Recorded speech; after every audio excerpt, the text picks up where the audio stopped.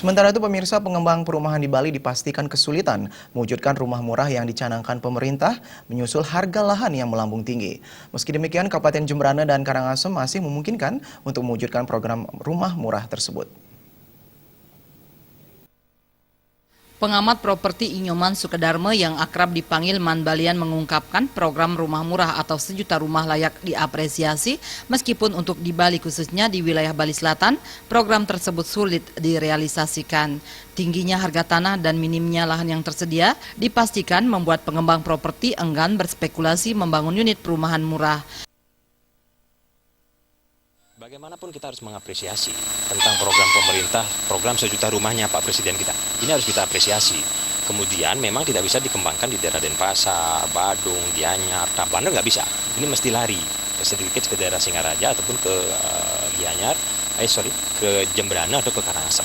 Karena di sana kan harga tanah masih terjangkau. Nah, dengan demikian program ini sangat bagus karena dengan bunga rendah sehingga masyarakat banyak lebih mampu memiliki rumah.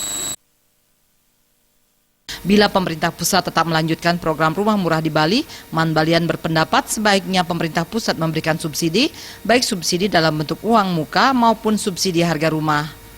Alit Sidi dan Kadek Indrawan, Bali TV.